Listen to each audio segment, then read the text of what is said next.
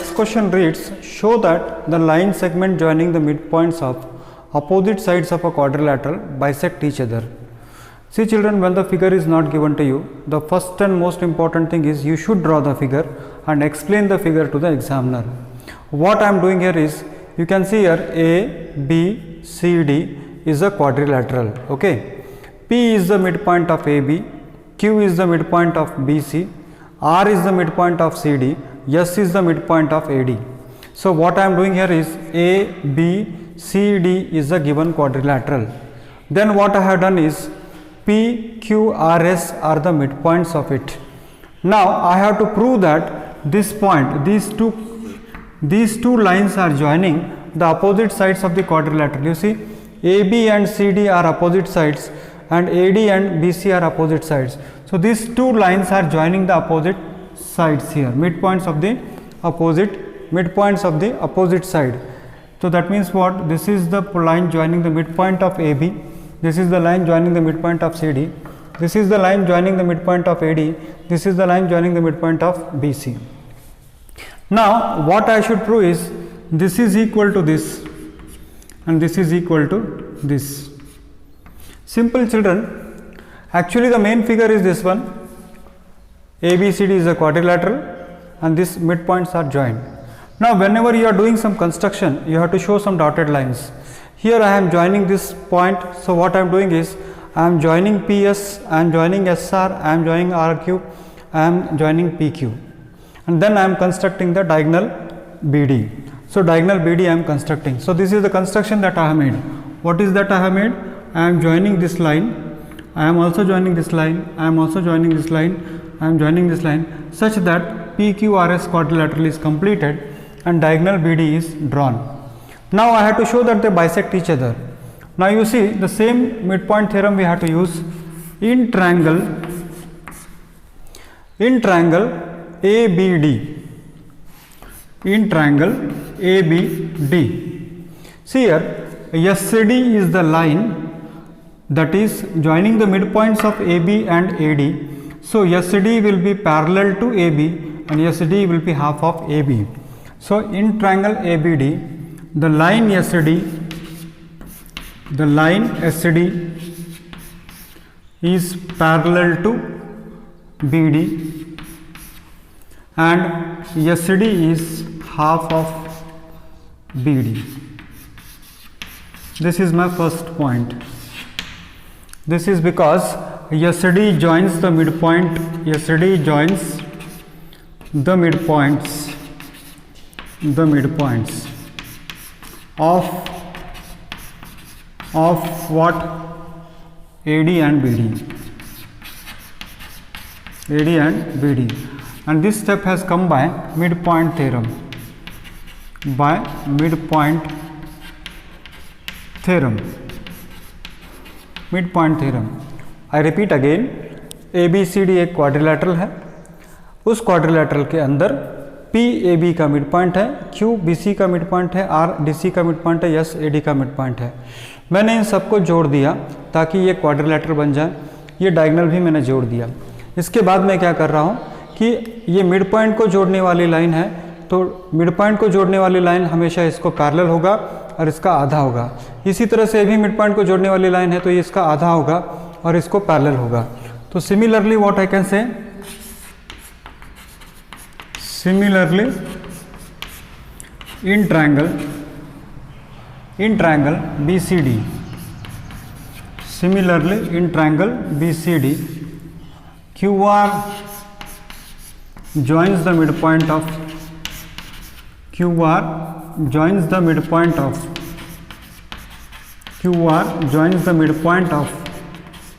side BQ, midpoints of side CQ and CD, side CQ and CD. Therefore, QR is parallel to BD. QR is half of BD. Half of BD. This is second equation. QR is parallel to BD. QR is half of BD. So this line is half of this this line is parallel to this line is half of it, it is parallel to this.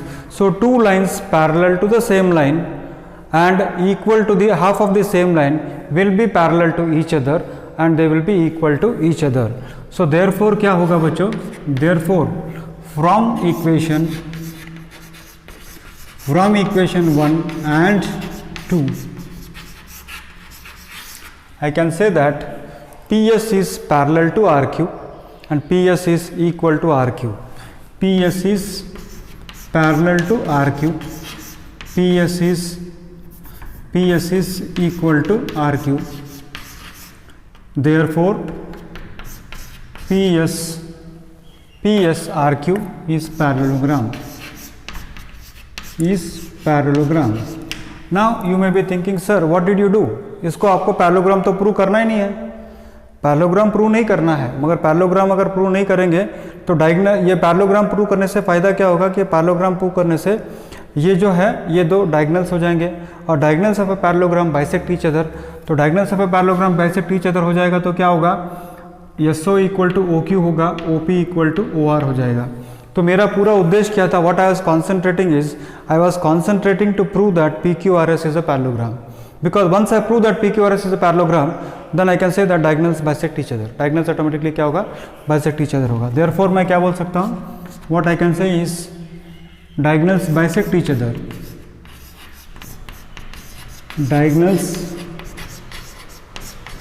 Diagonals PR and SQ bisect each other. PR and SQ bisect each other. Bisect each other and hence proved. ये PR को जोड़ने वाली line है, ये mid point को जोड़ने वाली line है. यहाँ से आप देखिए यस AD का मिड पॉइंट है, Q BC का मिड पॉइंट है, ये भी मिड पॉइंट को जोड़ने वाली लाइन है. तो ये मिड पॉइंट को जोड़ने वाली लाइन बाइसेक्ट करती है, मुझे बताना है. तो सिंपल सी बात है, मैंने क्या किया, पूरा क्वाड्रिलेटरल कंप्लीट कर लिया. This is parallel to this, this is half of it, this is parallel to this, this is half of it. तो इट बिकम्स अ पैरेललोग्राम. और जैसे ये पैरेललोग्राम बन जाता है तो ये क्या हो जाएगा, डायगोनल्स बाइसेक्ट ईच अदर हो जाता है. C is a triangle right angled at C, a line through the mid point M of hypotenuse AB and parallel to BC intersect AC at D. Show that D is the midpoint of AC, MD is perpendicular to AC and CM equal to MA is equal to half AB. What is the meaning of sentence? See, I will catch the key point. The key point says a line through M, the midpoint of hypotenuse AB. See, a line through M, the midpoint of hypotenuse AB is drawn parallel to BC. See, if that is the case, then by converse of midpoint theorem,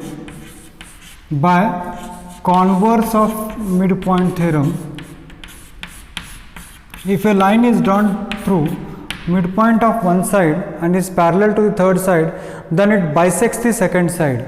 Then I can say that by converse of midpoint theorem, I can say the first point will be AD is equal to DC, or I can say that D is the midpoint of AC.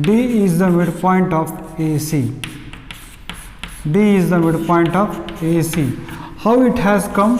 It has come by the converse of midpoint theorem. Converse of midpoint theorem क्या कहता है कि यहाँ midpoint से अगर एक line निकली है और ये अगर इसको पैरेलल है तो वो सामने वाले लाइन को बराबर midpoint पे ही जोड़ता है. दूसरी बात है, ये DM BC को पैरेलल है बच्चों. अगर DM BC को पैरेलल है बच्चों तो ये एंगल दोनों करस्पॉन्डिंग एंगल होगा, तो एंगल ADM 90 डिग्री होगा. और एंगल ADM 90 डिग्री है और ये ACB भी 90 डिग्री होगा, यानी DM is perpendicular to AC. मेरा पॉइंट यहाँ पर यह है कि DM is parallel to BC.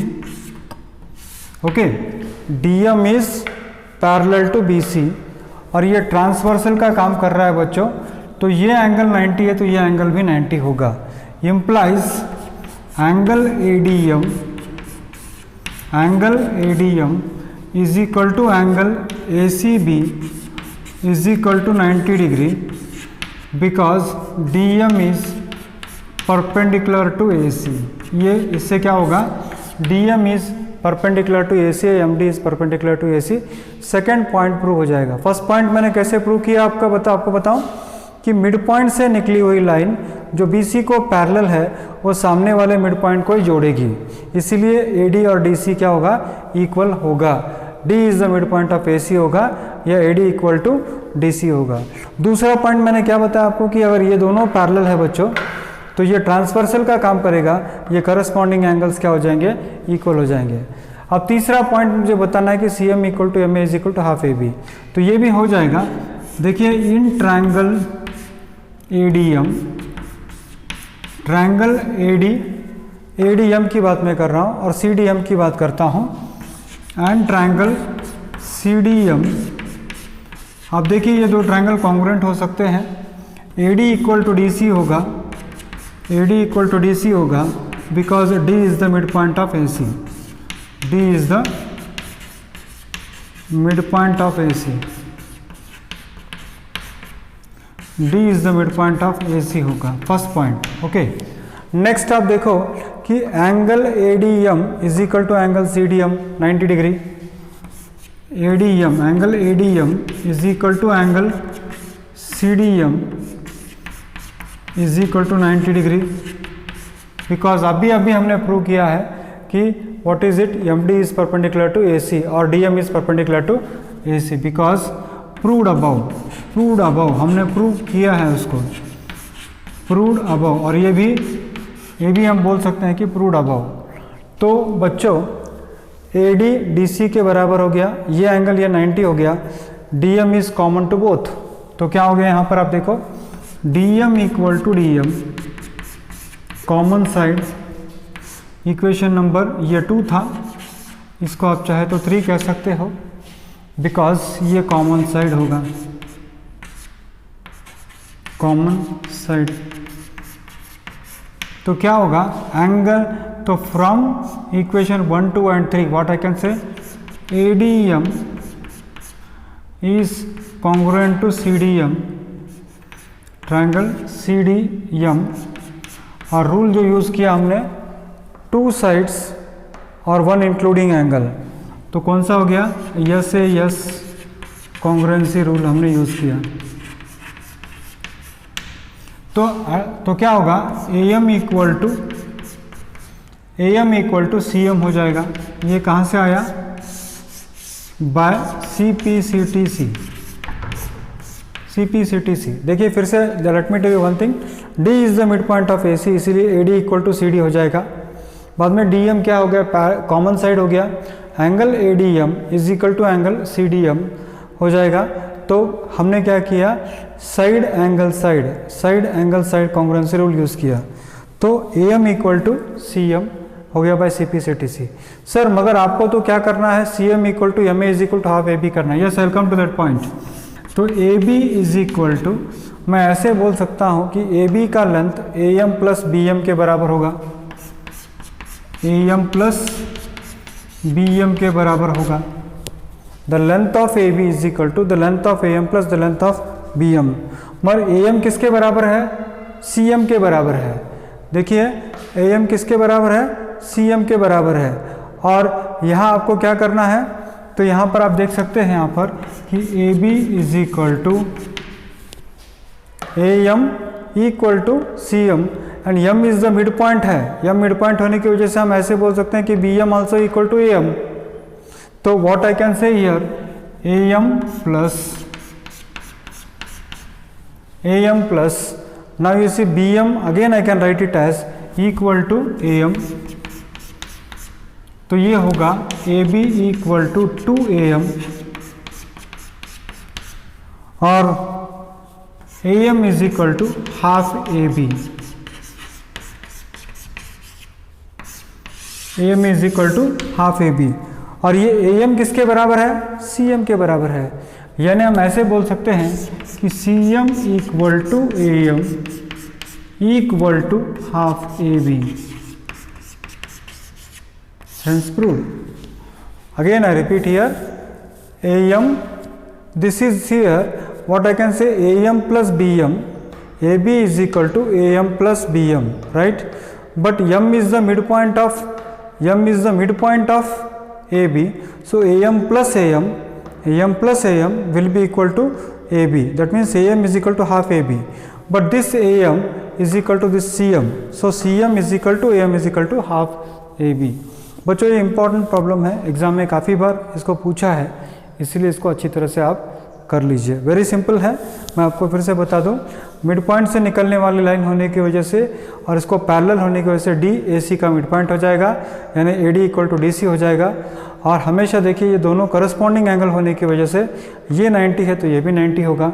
उसके बाद हमने क्या किया, ए बी की लंबाई 2 AM के बराबर तो ऑलरेडी है, पर ये ए एम जो है, ये दो ट्रायंगल को मैंने कॉन्ग्रुएंट प्रूव किया, डी मिड पॉइंट होने की वजह से A D equal to D C होगा, ये कॉमन साइड है, ये 90 डिग्री है, तो इसकी वजह से क्या हो जाएगा, आपको ये दो ट्रायंगल कॉन्ग्रुएंट मिलेंगे, कॉन्ग्रुएंट मिलने के बाद A M equal to C M आप कह सकते हो। Very important problem from examination point of